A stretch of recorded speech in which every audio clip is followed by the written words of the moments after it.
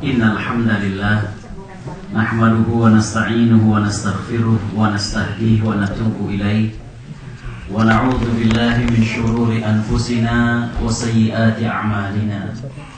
May yahdihillahu fala mudilla lahu wa may yudlil falan tajida lahu waliyyan mursyida. Nashhadu an la ilaha illallah wahdahu la syarika lah wa nashhadu anna Muhammadan 'abduhu wa rasuluh. Allahumma salli wa sallim wa barik ala nabiyyina Muhammad wa ala alihi wa sahbihi wa man sara ala nahjihi wastanna bi sunnatihi ila yaumiddin wa ba'd. Para sesepuh yang kami hormati, jamaah SAS Laverton, Kang Teddy, ini orang SAS tapi Kang, dan juga para sesepuh-sesepuh lainnya, bapak-bapak yang sedang mengikuti pelatihan di sini. Kalaulah tiada tinta, takkan kuubah sebuah puisi. Kalau bukan karena cinta, takkanlah saya berada di sini.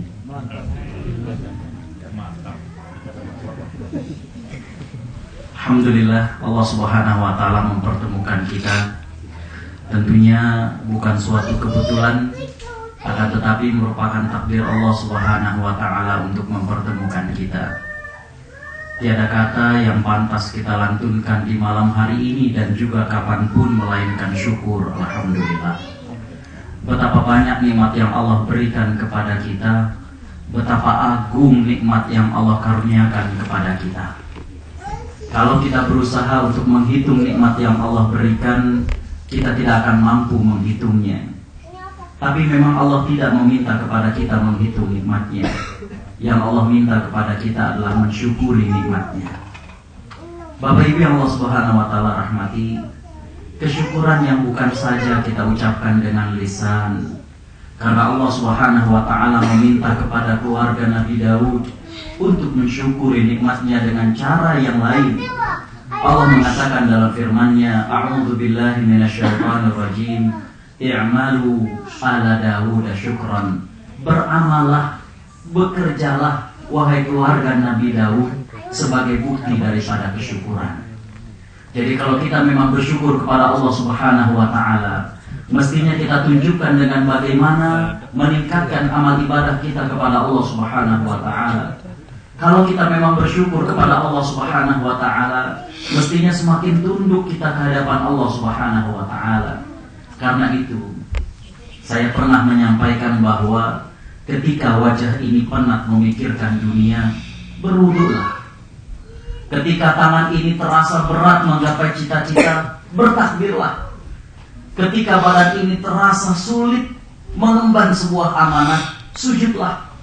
Ikhlaskan semuanya karena Allah Subhanahu wa Ta'ala, agar teguh di saat yang lain runtuh, agar tegar di saat yang lain terdampar. Salawat teriring salam semoga tercurah kepada junjungan kita Nabi Muhammad SAW, yang sungguh kita harapkan syafaatnya, yang kita harapkan mudah-mudahan Allah Subhanahu wa Ta'ala menghimpun kita bersama baginda SAW di surganya. Amin. Bapak Ibu yang Allah Subhanahu wa Ta'ala rahmati, suatu hari Nabi SAW berangkat ke rumah seorang sahabat yang bernama Thauban. Hadis riwayat Imam Abu Daud dengan derajat hasan. Sejurusan hadis seringnya ditanya nanti hukumnya apa. Jadi sekalian saja. Ketika Nabi datangi, sahabat ini menangis. Nabi kemudian bertanya, "Ya Thauban, kenapa engkau menangis?" Sahabat ini menjawab, "Ya Rasulullah, aku membayangkan mungkinkah kita satu surga nantinya di akhirat." Subhanallah, sebuah pertanyaan yang pernah menyelip di hati kita. Tapi melihat amal ibadah kita rasanya malu punya harapan besar seperti itu. Nabi ditanya pertanyaan tersebut, balik bertanya kepada sahabat tadi, "Ya Thauban, apakah engkau tulus bertanya tadi dari dalam hatimu?" Sahabat ini menjawab, "Betul ya Rasulullah, aku membayangkan dirimu sebagai seorang nabi dan aku sebagai manusia biasa. Mungkinkah kita satu surga nantinya di akhirat?" Nabi SAW kemudian menjawab dengan jawaban yang dapat memotivasi kita semuanya. Nabi SAW mengatakan, "Ya Thauban, an-nasu yuhsyaru ma'aman ahab."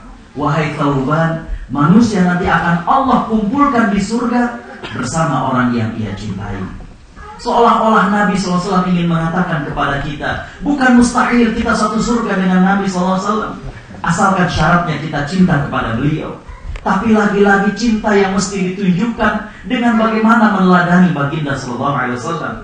Mudah-mudahan kumpulnya kita di sini ya, tanpa ada ikatan nasab di antara kita, tanpa ada maksud dunia di antara kita, hanyalah keimanan yang meringankan langkah kita dari rumah kita di saat dingin.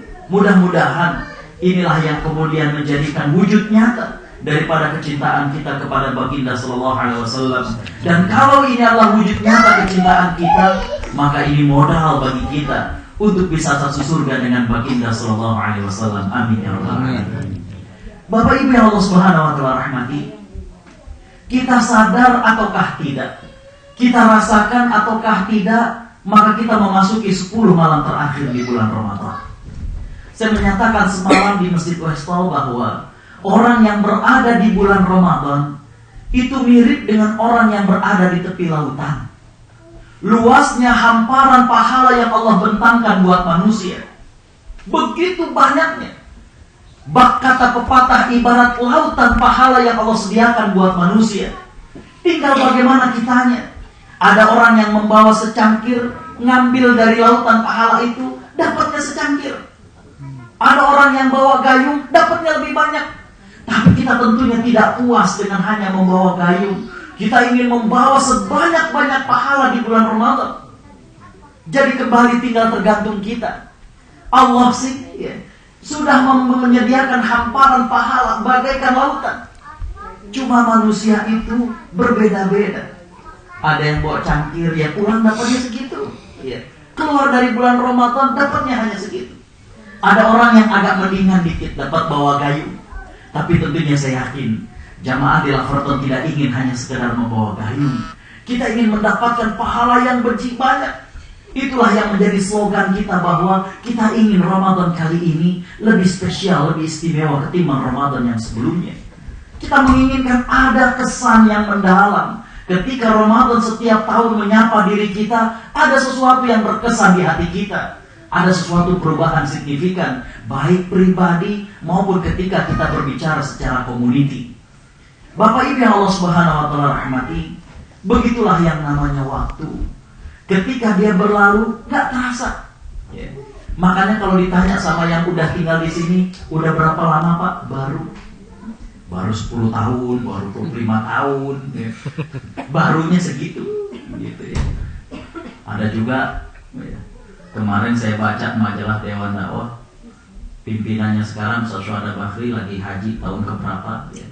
Dia memberitahu bahwa alhamdulillah, ya, istri saya melahirkan. Pada tanya jemaah, anak yang berapa? Yang satu. Oh, masa udah tua anak yang satu? Anak yang ke-1 lusin maksudnya.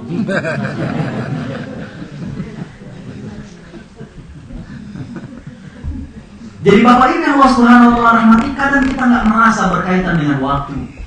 Yang kita sadari bahwa kita lihat, oh anak-anak kita bertumbuh secara cepat. Sekarang sudah year berapa? Ternyata sahabat-sahabat kita yang dulu sama-sama kuliah mungkin sudah selesai dan lain sebagainya. Dan hadirin ikhwatal iman, itulah yang berada kita pada saat ini. Seolah-olah baru kemarin kita saling SMS dan bertanya, kapan sih mulainya Ramadan? Ternyata kita sekarang sudah mulai bertanya, kira-kira kapan Idul Fitri? Begitulah yang namanya waktu. Saya mengatakan ada 3 ciri dari waktu. Yang pertama, waktu itu akan terasa cepat berlalu. Yang kedua, waktu itu tidak akan pernah kembali lagi. Dan yang ketiga adalah waktu itu memberikan peluang dan kesempatan kepada orang yang berada di dalamnya. Karena itu, saya mengatakan sebuah hadis bahwa setiap pagi mentari akan menyapa kita seraya berkata, "Ya ibna Adam, innama ana yaumun jadid wa li'amalika syahid faghtanimni fa inni lan a'uda ila yaumil qiyamati abada." Hei anak cucu Adam, aku adalah hari yang baru dan aku akan menjadi saksi atas amal yang kalian lakukan pada hari ini. Maka rebutlah diriku, karena sesungguhnya aku tidak akan pernah kembali lagi sampai hari kiamat. Kamis hari ini tidak sama dengan Kamis minggu yang lalu. Dia tidak akan sama dengan Kamis minggu yang akan datang. Tugas kita adalah bagaimana menjadikan setiap hari yang Allah berikan kepada kita dengan memenuhinya dalam rangka ibadah kepada Allah Subhanahu wa taala. Bapak Ibu yang Allah Subhanahu wa taala rahmati, Allah Subhanahu wa taala dari 1 tahun melebihkan ada 1 bulan. Dan dari 1 bulan Allah Subhanahu wa taala melebihkan ada 10 hari, 10 malam. Dan dari 10 malam nanti Allah Subhanahu wa taala lebihkan 1 malam, dan itu adalah Lailatul Qadar. Bapak Ibu Allah Subhanahu wa taala rahmati, kita menyaksikan bagaimana Baginda sallallahu alaihi wasallam sebelum beliau diutus sebagai nabi, maka beliau memiliki suatu kebiasaan, yaitu beliau melakukan uzlah. Beliau berdua dengan Allah Subhanahu wa taala. Saat itu beliau masih mencari. Dalam hadis riwayat Imam Bukhari diriwayatkan bahwa kana yatahannath, adalah Baginda sallallahu alaihi wasallam tahannuth. Ada 2 makna menurut para ahli hadis. Yang pertama, yatahannath dari kata-kata al-hinth, yaitu dosa. Artinya melihat kondisi Mekah yang banyak sekali kezaliman, yang banyak sekali kemaksiatan, maka Baginda sallallahu alaihi wasallam kemudian mengasingkan diri di Gua Hira. Makna yatahannath yang kedua adalah yata'abbad, yaitu Nabi SAW bermunajat. Bapak Ibu Allah Subhanahu wa taala rahmati, apa yang dilakukan oleh Nabi SAW setelah beliau menerima wahyu dan menjadi Nabi, maka tidak dibolehkan lagi. Seorang muslim tidak ada yang istilahnya mengasingkan diri. Tidak ada yang istilahnya karena pengen merasa lebih nyaman dengan Allah, atau tidak sesuai lagi dengan kemajuan, dengan Islam back to the nature, tidak bisa. Makanya Nabi SAW mengatakan, al-mu'minul ladzi yukhalitun nas wa yasbir ala adahum khairun minal ladzi la yukhalitun nas wa la yasbir alahum. Orang mukmin yang bergaul dengan masyarakat dan sabar dengan keburukan dan apa yang mereka dapati, lebih baik daripada mukmin yang tidak bergaul dan tidak sabar dengan apa yang mereka hadapi. Tapi tetap Bapak Ibu yang Allah Subhanahu wa taala rahmati, yang namanya manusia jauh di relung hati mereka membutuhkan sesuatu yang menjadikan diri mereka kuat, dan itu adalah pada saat dia bersama Allah Subhanahu wa taala. Karena itulah kemudian di bulan Ramadan, selain Allah menyediakan limpahan pahala, maka Allah memberikan kesempatan ini, dan itulah yang disebut dengan i'tikaf.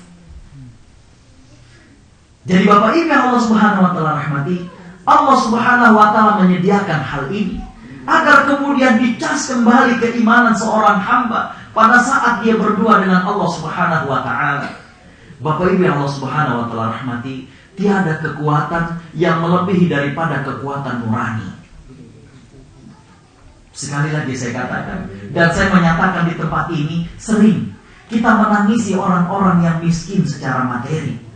Tapi sebenarnya kita perlu menangisi diri kita kalau kita miskin secara nurani.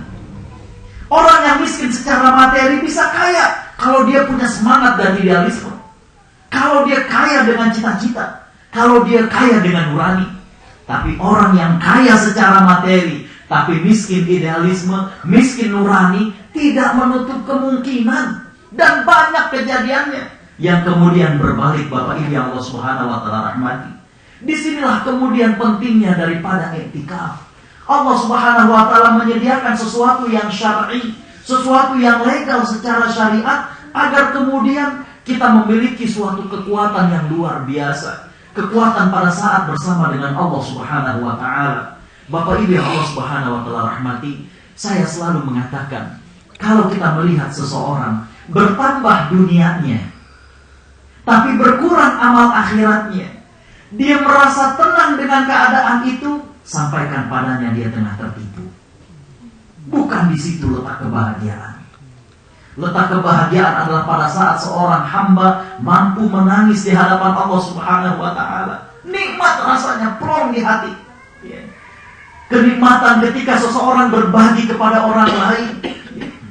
Saya mengatakan Dr. Aid Al-Qarni, seorang penulis kitab yang bestseller La Tahzan, dalam salah satu bukunya beliau mengatakan bahwa yang namanya pemberian sebelum bermanfaat kepada orang yang kita beri, dia akan bermanfaat kepada orang yang memberi. Apa manfaatnya? Allah jadikan ketenangan dan kenyamanan di hatinya. Terkadang orang yang kita kasih, Bapak Ibu, nggak sempat tuh dia ngomong terima kasih, tapi dari berlinang air matanya, dari bergetar bibirnya, Allah titipkan kebahagiaan di hati kita. Jadi sebelum kita ngasih, sebelum mungkin bermanfaat, semalam saya cerita bagaimana ada seorang anak yatim, subhanallah, yatim piatu, tapi juara umum se-Kabupaten Bogor. Subhanallah. Saya cerita, ditanya mau melanjutin kuliah aja masih bingung biayanya. Saya mengatakan mereka juga berhak untuk mendapatkan pendidikan layak seperti anak kita. Bagaimana ketika dipanggil ke depan, orang lain biasanya kalau juara pas turun dipeluk sama orang tuanya, bingung dia. Nggak ada ibu bapak. Kenapa begitu? Kenapa yang dipilih dia bukan anak kita? Agar kita bersyukur. Di mana mereka-mereka yang mendengar hadis Nabi, ana wa kafilul yatim fil jannati hatain, saya dan orang yang memelihara anak yatim di surga bagaikan telunjuk dan jari tengah. Kemana orang-orang yang menyambut hal ini? Jadi Bapak Ibu yang Allah Subhanahu wa taala rahmati, kembali bahwa kenikmatan dan kepuasan batin, kekayaan nurani merupakan sesuatu yang maha dahsyat. Dialah yang kemudian menjadi pelopor, menjadi kekuatan yang luar biasa bagi seorang manusia.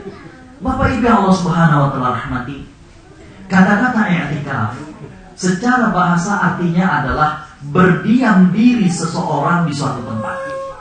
Pokoknya diam di suatu tempat itu namanya i'tikaf secara bahasa.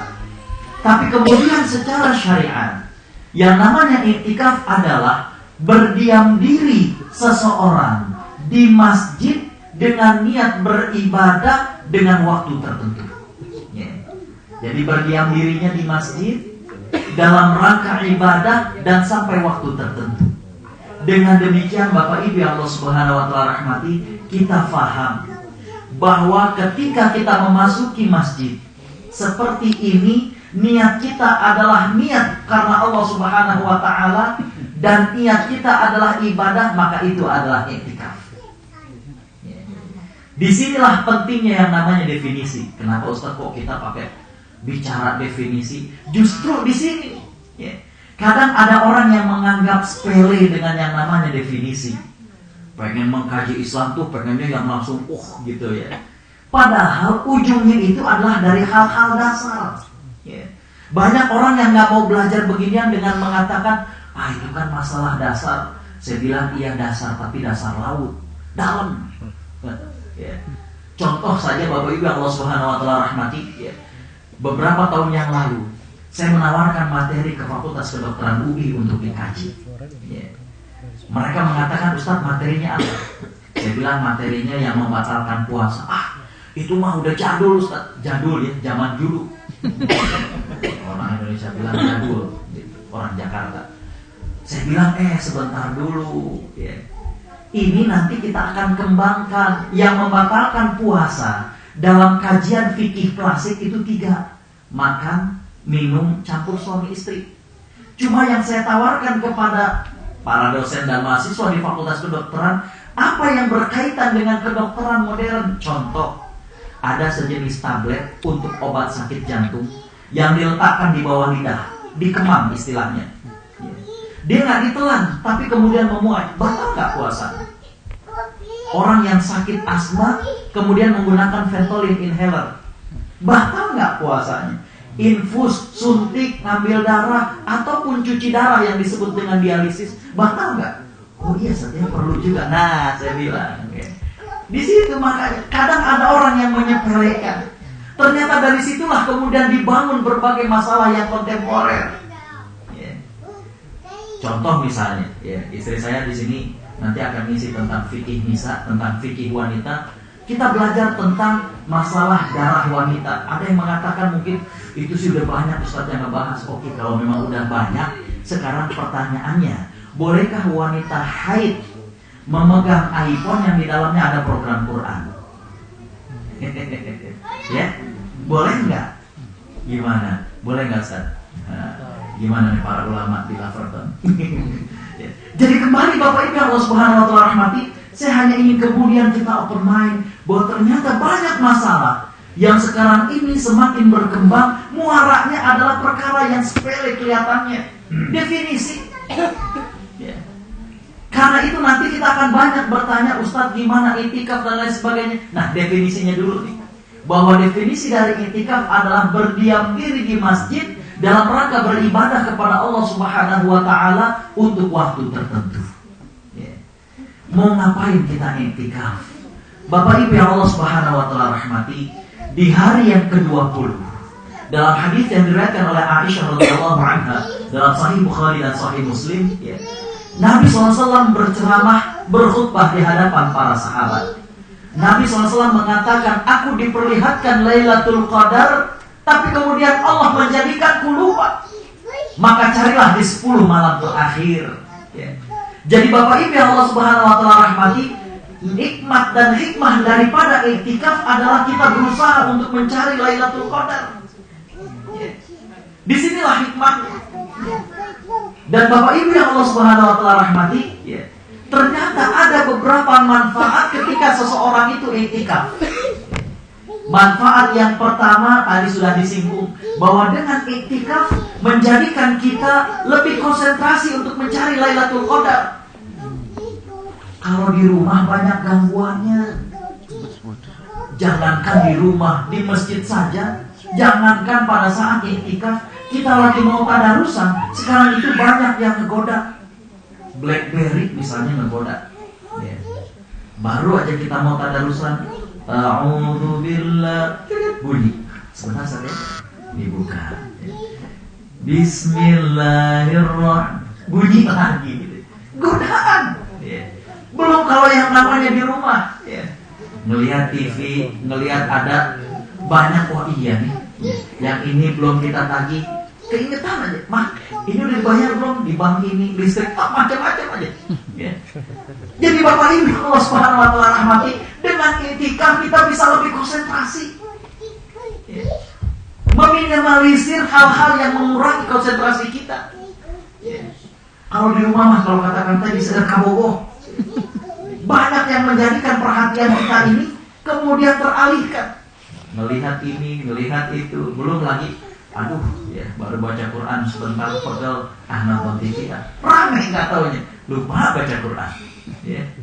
Jadi Bapak Ibu yang Allah Subhanahu wa Ta'ala rahmati, di antara hikmah dan keutamaan iktikaf, kita bisa lebih konsentrasi tentang Lailatul Qadar. Yang kedua, Bapak Ibu yang Allah Subhanahu wa Ta'ala rahmati, pada saat kita iktikaf, kita dilatih untuk sederhana. Ya Allah, kasur yang empuk, kita tinggalin. Makan sekedarnya. Apa yang dibawakan oleh orang. Kalau di luar itu kan di rumah, waduh, ya. Buka kulkas, jus kok gak disediain, Pak? Wow, gitu. Padahal udah ada teh, udah ada es buah, ada jus. Masya Allah. Saya sering bilang, yang namanya mata ini lebih luas dari perut. Mata ini lebih luas dari perut. Kalau mata maunya semuanya dimasukin. Apalagi kalau udah di Jakarta, ya, pulang kerja ngeliat es kelapa beli. Pokoknya es kelapa buat papa ya. Ngeliat pas mau masuk ke gang ada rujak kangkung buat papa. Gitu. Masya Allah, semua udah disediain. Ketika makan korma 3 butir, teh hangat, kenyang. Ternyata perut ini lebih kecil dari mata. Ya. Kalau mata sih kepengennya, aduh luar biasa. Ya. Jadi Bapak Ibu yang Allah Subhanahu wa Ta'ala rahmati, melatih bagaimana kesederhanaan kita. Ya. Yang ketiga, Bapak Ibu yang Allah Subhanahu wa Ta'ala rahmati, di antara hikmah dan keutamaan iktikaf adalah, ya, bagaimana Bapak Ibu yang Allah Subhanahu wa Ta'ala rahmati, kita meminimalisir kesalahan. Ya. Meminimalisir kesalahan. Ya. Kalau misalnya malam akhirnya kita jadi lalai, udahlah, mendingan kita di sini lihat orang baca Quran, kemudian kita ikut baca Quran. Ya. Kalau misalnya kita lagi bisa libur siang itu kan, kalau kita jalan-jalan, alhamdulillah kami ke Australia lagi musim dingin. Ya. Tahun lalu Ramadannya kami di Eropa, musim panas. Musim panas selain lama waktunya. Pakaian orang sana kan kalau musim panas kurang bahan. Waduh, ya. Kalau kata orang perumahan mah, ya, minimalis tipenya. Minimalis. Tipenya tipe minimalis gitu ya. Bang Teddy tahu lah tipe minimalis. Kalau di Indonesia tuh ada RSS ya. Sekarang sudah bukan rumah sangat sederhana lagi, jadi udah RS berapa gitu Bang Teddy ya. Jadi rumah sangat sederhana, samping sawah, sisi-sisi naseng. Jadi rumah mewah ngecek sawah. Jadi Bapak Ibu Allah Subhanahu wa taala rahmati, meminimalisir meminimalisir daripada kemungkinan dosa kita. Kalau misalnya mata kita kurang bisa kita tahan, mulut kita kurang bisa kita tahan, telinga kita kurang bisa kita tahan, nanti itikaf itu kita minimalisir. Cuma Bapak Ibu yang Allah Subhanahu wa taala rahmati, ada juga yang disebut dengan rintangan-rintangan sangat iktikaf. Jadi ternyata tidak semudah kita membalikan telapak tangan. Apa di antara rintangannya Bapak Ibu yang Allah Subhanahu wa taala rahmati adalah pada saat kita iktikaf biasanya rintangannya adalah ngobrol. Wah lama nih nggak ketemu sama udah ini, sama udah ini, sama mas ini, sama abang fulan. Pas ketemu tuh wah ngobrol. Padahal dari definisi tadi bahwa yang namanya iktikaf itu niatnya ibadah, ngobrol. Yang kedua Bapak Ibu yang Allah Subhanahu wa taala rahmati, ranjaunya adalah bukan cuma sekedar ngobrol, ngomongin orang. Gitu. Mas tahu nggak? Yang itu tuh dulu. Gitu. Kalau udah begitu tuh ya.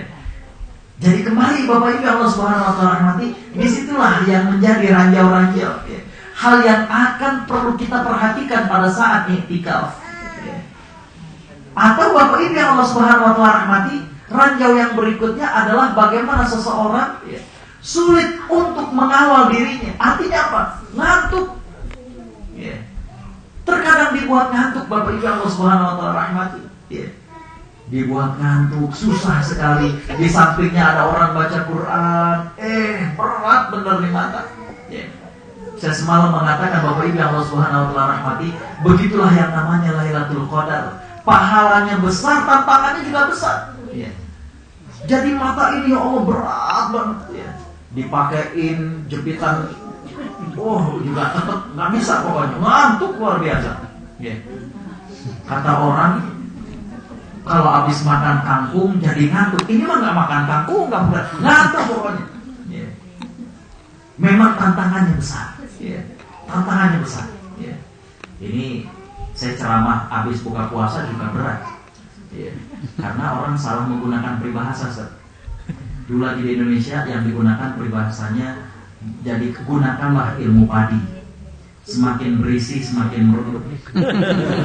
Salah digunakan. Nggak tahu saya belajar bahasa Indonesia gimana. Jadi mestinya jadi ilmu padi, semakin berisi semakin merunduk. Orang yang berilmu makin tawadhu. Ini makin berisi perutnya, makin merunduk matanya. Repot emang ceramah begini kondisinya. Makanya kita banyak selingi lah gitu ya.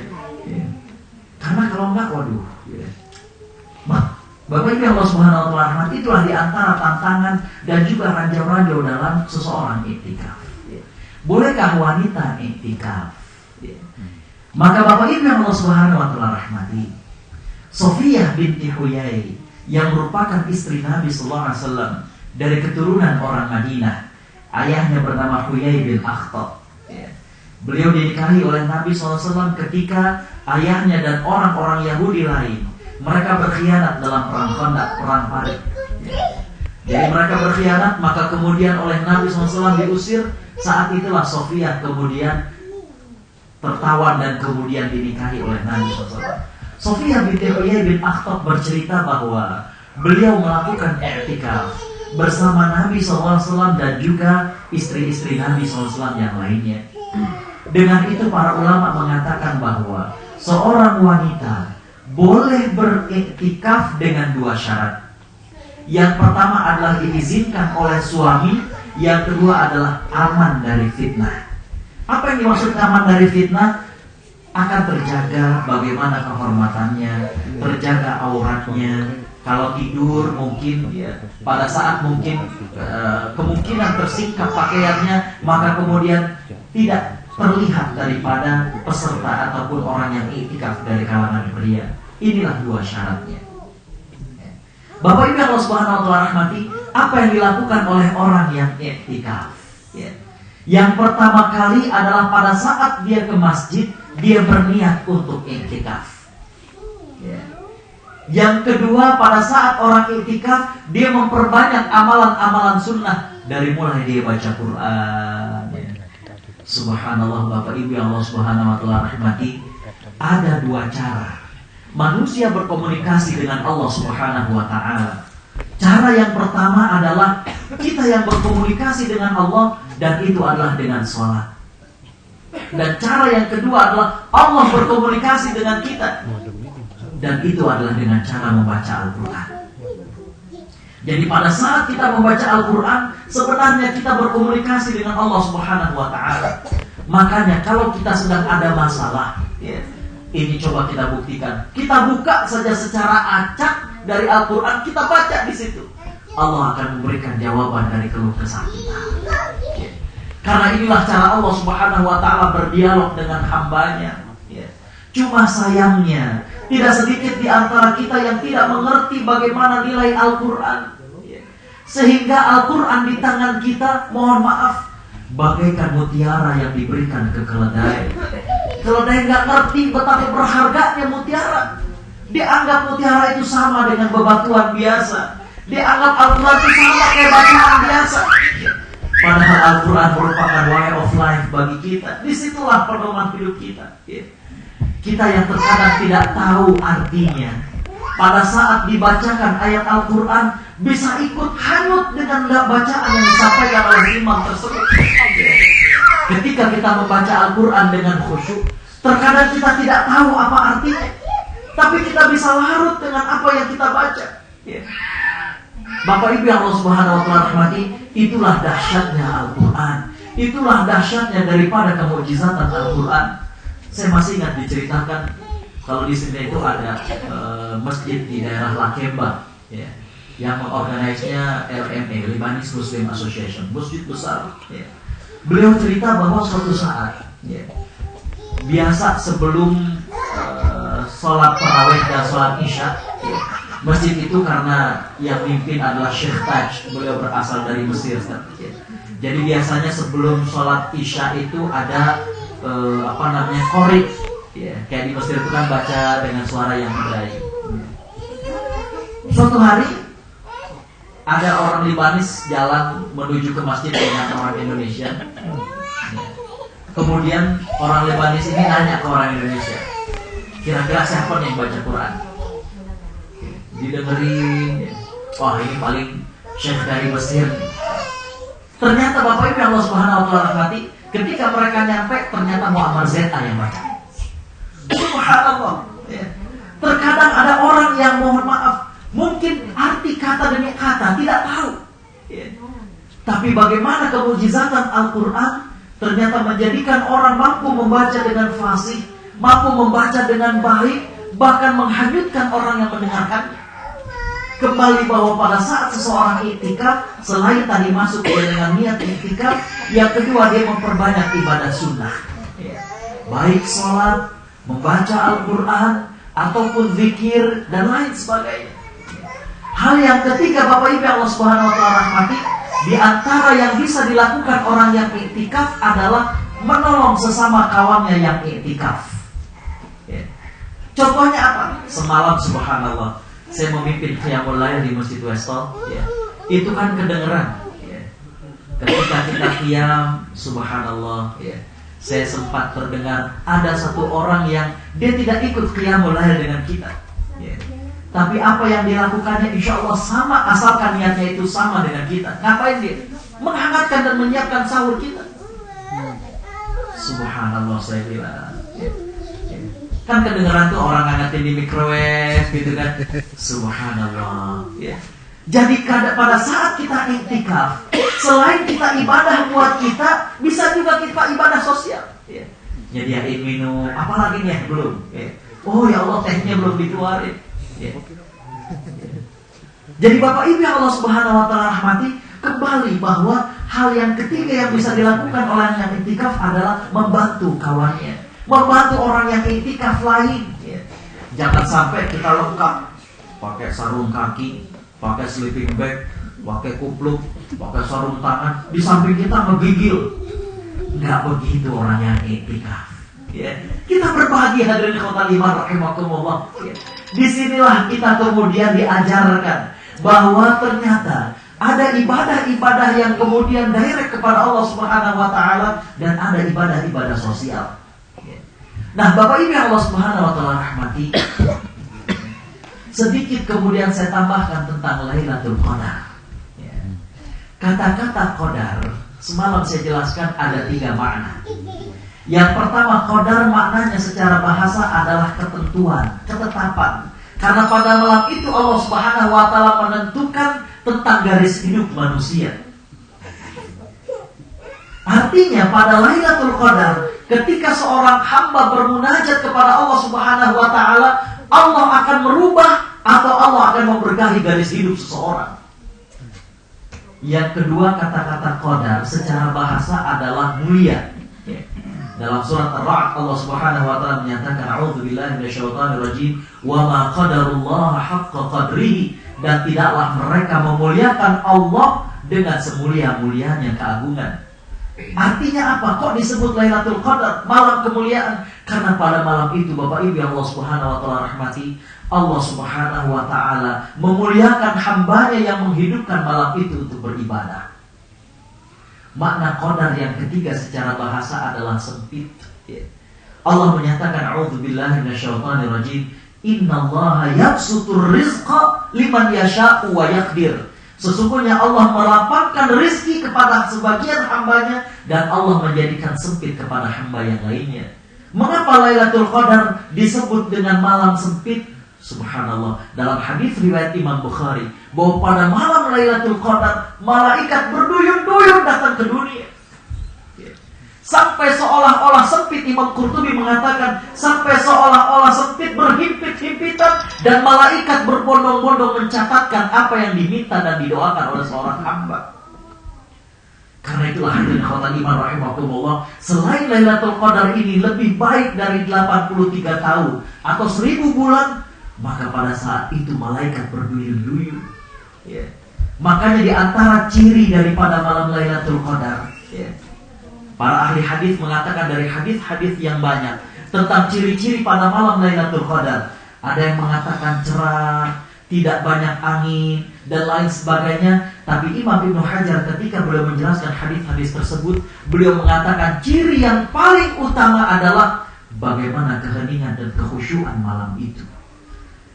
Karena kenapa? Karena ciri-ciri fisik tentang alam itu mungkin berbeda suatu negara dengan negara yang lain.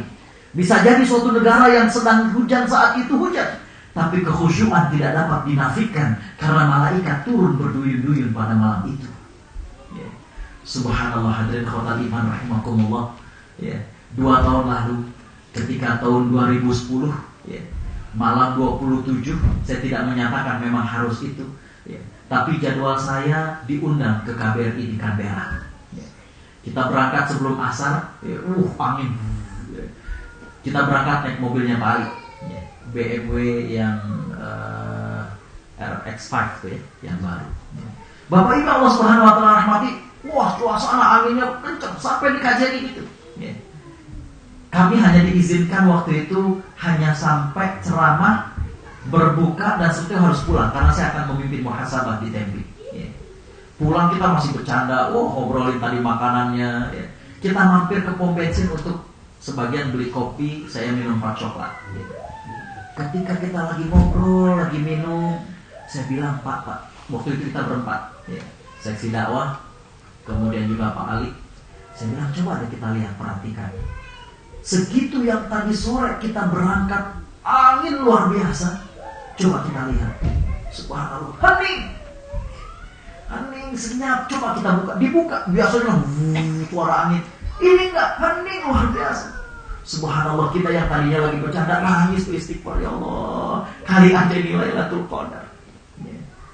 Jadi Bapak Ibu yang Allah Subhanahu wa taala rahmati, tanpa bermaksud untuk memastikan tanggal berapanya, Cuma yang ingin saya sampaikan adalah bahwa di antara tanda yang paling utama dari Lailatul Qadar adalah hening dan kekhusyuan malam itu. Nah, Bapak Ibu yang Allah Subhanahu wa taala rahmati, para ulama sudah membahas kalau ternyata terjadi perbedaan, ini nggak usah jauh-jauh, di Indonesia saja misalnya awal Ramadan kan beda, lalu malam ganjilnya ngikut siapa nih? Masa Lailatul Qadar lewat 2 kali ke Indonesia? Lailatul Qadarnya ikut Muhammadiyah apa Departemen Agama? Kami juga bingung di sini karena di Sydney itu mulai puasanya Jumat. Saya kemarin itu nganggapnya malam ganjil, ternyata belum mulai itikaf di sini.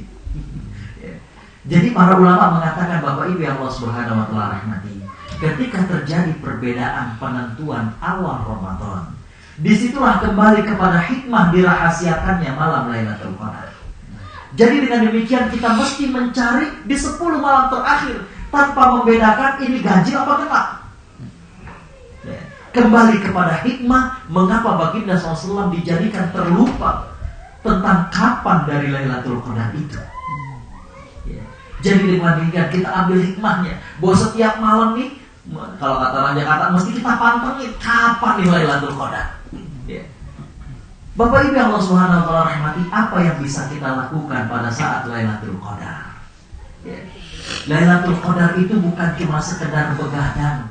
Bahkan kita sempat tertidur sekalipun tidak mengapa. Yang penting ada bagian dari malam itu yang kita hidupkan, baik dengan membaca Al-Quran, sholat, atau Nabi mengajarkan kalau kalian berada di malam Lailatul Qadar, maka seperti yang tadi kita doa, yaitu kita membaca Allahumma innaka afuwun tuhibbul afwa fa'fu anna. Dalam riwayat lain kata Nabi SAW, kalau engkau berjumpa dengan Lailatul Qadar, fas'alullahal jannah, mintalah surga. Makanya sering kita berdoa, Allahumma inna nas'aluka ridhaka wal jannah wa na'udzubika min sakhatika wan nar.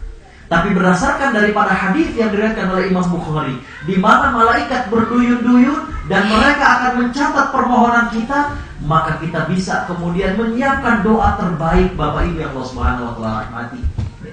Doa buat diri kita, doa buat pasangan hidup kita, doa buat anak kita, doa buat ibu dan bapak kita. Terakhir, Bapak Ibu yang Allah Subhanahu wa taala rahmati, ada suatu hal yang menarik. Diriwayatkan bahwa kana Nabi sallallahu alaihi wasallam idza dakhala al-ashr al-awakhir, Nabi kalau sudah masuk 10 malam terakhir, syaddal mizar, diikat daripada, hadirin khotul iman rahimakumullah, kain atau sarungnya. Artinya Nabi sudah menjauhi istrinya, konsentrasi ibadah. Wa aiqadha ahlah, dan Nabi membangunkan keluarganya. Wa ahya lailah, dan Nabi menghidupkan malam itu. Bapak Ibu yang Allah Subhanahu wa taala rahmati, yang menarik adalah bahwa peningkatan kualitas ibadah di malam-malam terakhir, di 10 malam terakhir di bulan Ramadan, Nabi contohkan kepada kita, juga ngajak kepada keluarga. Bukan hanya sekedar kita, bukan hanya sekedar suami atau istri, tapi kita ajak. Mengapa demikian? Nah, ini nanti kajiannya akan kita lanjutkan dalam khutbah Jumat besok di Kajari, tapi ini sedikit saja bocorannya. Bapak Ibu Allah Subhanahu wa taala rahmati, ada satu ayat. Kalau saya dengan istri mentadabburinya, merinding bulu kami. Dan kita langsung berharap dan berdoa. Biasanya kalau saya diminta khutbah nikah, saya tanya kepada qari yang akan membaca Al-Quran. Saya bilang, mau baca surat apa mas? Biasanya surat yang udah terkenal dan lazim, surat Ar-Rum ayat 21. Saya bilang, minta ditambahkan saja satu ayat, nomor ayatnya sama, nama suratnya beda, yaitu surat At-Tur ayat 21. Coba nih bapak-bapak, coba tadabburi dengan istri. Oh subhanallah, Allah Subhanahu wa taala menyatakan, a'udzubillahi minasyaitonir rajim, walladzina amanu wattaba'athum dzurriyyatuhum biiman alhaqna bihim dzurriyyatahum, dan orang-orang yang beriman diikuti oleh ahli keluarganya yang juga beriman, maka kami akan kumpulkan mereka di surga. Subhanallah. Saya baca dalam tafsirnya, para ahli tafsir mengatakan tidak ada seorang pun yang meragui nikmatnya surga. Tidak ada orang yang sangsi akan kelezatan surga. Tapi nikmatnya surga dilengkapi oleh Allah dengan dikumpulkannya orang yang beriman dengan keluarganya. Nikmat luar biasa. Kita menikmati surga dengan keluarga kita. Bapak Ibu yang Allah Subhanahu wa taala rahmati. Jadi ketika Nabi membangunkan keluarganya, Bapak Ibu yang Allah Subhanahu wa taala rahmati, agar menjadikan contoh kepada kita, kita pengen satu surga dengan keluarga kita. Gak usah jauh. Mohon maaf, Maha suci Allah dari permisalan yang rendah ini. Gak usah jauh. 1 bulan ini anak saya masuk pesantren. Itu Bapak Ibu yang Allah Subhanahu wa taala rahmati. Kalau kita lagi makan, ya kadang ada makan enak, kadang suka kebayang, ya Allah nih anak di pesantren makan apaan. Itu Bapak Ibu yang Allah Subhanahu wa taala rahmati, cuma sekedar gambaran singkat bahwa nggak kumpul tuh, aduh. Apa jadinya ketika nanti di surga? Mah, putri kita kemana? Oh ya Allah. Subhanallah. Bapak Ibu yang Allah Subhanahu wa taala rahmati, abang saya lebih dulu nyekolahkan anaknya ke pesantren.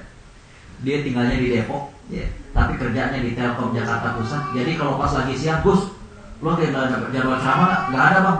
Kan di sekitar Cempaka Putih itu banyak restoran bebek tuh, ada bebek Volker, bebek Kalio, makan bebek yuk, ayo. Pas anaknya masuk pesantren, saya bilang, bang, makan siang di mana? Gue nggak tega, Gus, kebayang anak gue. Coba kita lihat ya. Jadi ketika berpisah dari orang yang kita kasih itu, ya Allah, kembali Bapak Ibu yang Allah Subhanahu wa taala rahmati, kenapa di situ disisipkan wa aiqadha ahla, dan Nabi membangunkan keluarganya biar jadi suatu pelajaran kepada kita. Kita pengen masuk surga bukan sendirian. Kalau bisa sama keluarga. Subhanallah, ketika kita menikmati surga dan neraka. Hari terakhir kalau nggak salah kajian kita tentang surga dan neraka dalam Quran dan Sunnah. Kalau dalam bahasa Arabnya adalah al-jannatu ra'yul 'ain. Bagaimana kita akan melihat surga di hadapan mata. Itu kalau kita menikmatinya dengan keluarga, ya Allah. Kita dengan istri dilayani oleh para bidadari. Nah ini nanti pertanyaan ibu nanti ya. Ustaz, gimana kita ya? Ada istri kok dilayani sama bidadari gitu ya. Atau bapak-bapak ada juga, ya Ustaz kalau ketemu lagi sama bini balik modal gitu. Bidadari jatahnya kemana kan gitu. Itu nanti hari apa gitu ya, nanti kita tanya teman-teman al-Islah lah itu. Jadi dari pihak bapak-bapaknya juga protes gitu, dari ibu-ibunya kita nggak dapat bidadara dong gitu. Itu nanti itu kajiannya belum, saya nggak akan jawab bocorannya juga nggak, itu nanti di al-Islah saya nggak tahu ada berapa. Cuma intinya kembali adalah bahwa menarik ketika hadis itu saya tadabburi, kenapa kok ada kata-kata dan Nabi membangunkan keluarganya. Ternyata jawabannya dalam surat At-Tur ayat 21. Biar kita satu surga dengan keluarga kita. Nikmat kalau kita menikmati surga itu dengan keluarga kita. Anak yang kita lihat lucu, Masya Allah. Bapak Ibu yang Allah Subhanahu wa taala rahmati, orang Arab itu punya istilah al-labibu bil isyarati yafhamu. Al-labib itu adalah ulul albab, orang yang cerdas, bil isyarati dengan isyarat saja yafhamu, dia paham. Nggak mesti saya dikasih kertas kecil dari Kang Jamal, Ustaz 5 menit lagi, nggak usah. Saya juga sudah paham, kayaknya udah kelamaan. Kalau bapak-bapak nggak kerasa, saya juga udah pegel maksudnya. Di akhir kayak semalam udah dingin ya. Jadi saya kira saya cukupkan demikian. Mohon maaf dan terima kasih atas silaturahimnya Kang Teddy, para jamaah sulit air di Laverton. Mudah-mudahan sebagaimana Allah pertemukan kita di tempat ini, tidak ada ikatan nasab di antara kita, tidak ada maksud dunia di antara kita. Mudah-mudahan Allah berkenan menghimpun kita kembali di surganya. Amin ya rabbal alamin. Demikian yang bisa saya sampaikan. Kurang lebihnya mohon maaf. Jazakumullah khairan. Wassalamualaikum warahmatullahi wabarakatuh. Waalaikumsalam. Ditambikan mana? Dan sekolah saya Ustaz, atas klausulnya sangat mendalam dan menyentuh kita semua. Mungkin tidak ada tanggung jawab ya, sangat jelas.